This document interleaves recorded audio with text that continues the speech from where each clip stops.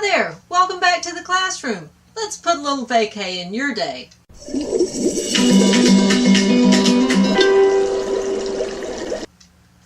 Today's question comes from Betty in Seattle. Betty says, "Hi, Miss Kears. Hi, Betty. I've been reading the lesson on stress and am fascinated by the concept of passive stress. Now that I recognize it, I realize how much of my energy is zapped by passive stressors. What habits can I plant to crowd out passive stressors?" Well, Betty, I'm glad you asked, because passive stress is a concept that I don't think gets enough attention. The best thing we can do for passive stress is, number one, pay attention. Let's root it out at its cause. So for me, and I'm sure you read in the tax situation is always a passive stressor for me, because property taxes and income taxes can be filed as early as January or as late as mid-April.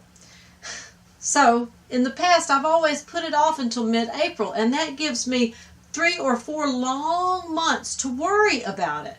However, this year I've taken hold of that. It's January 20th. I've already paid my property taxes because I have a tag that renews in early January, so I just went and took care of that all at the same time, because it's really not the money. It's getting up there to get it done. Why is it so tempting to put things off?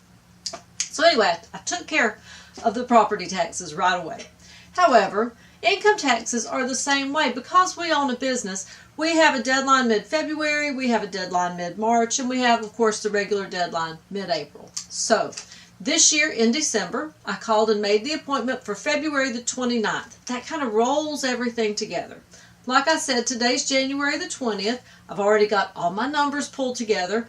I've made arrangements with his executive assistant to email all that stuff to them early, so that when I go in there February 29th, I'm going in with a clear conscience. I have nothing to be concerned about. We're going to do the deal. I'm going to pay him for filing my taxes, and it's done. So I'll keep you posted on how that turns out. But I have tried my best to grab hold of that passive stressor at its root and pull it out. So there's no need for me to put it off until mid-April. It's really not about the money. It's more about it's tempting to put things off if you don't have to do it. That can be true to anything. Doctor visits, dentist appointments, going back to school, paying any bill. If you put it off until the last minute, for some reason that's very tempting, but it creates that passive stress that really wears on us. So the first thing you can do to root out passive stress is to pay attention to where it's coming from, where it's taking seed. After that, be proactive. Take hold of it at its roots. If it's something that needs to be paid, work it out. Get it paid early, not at the last minute, because there's always a chance that something could go wrong at the last minute, and there you are, it's late, and it didn't have to be. So be proactive. Get hold of that thing at its roots and pull it out of there. And schedule sensibly. So if you know that you're going on vacation in late March, then don't plan to file your taxes mid-April. Get them done before you leave and you can enjoy your vacation.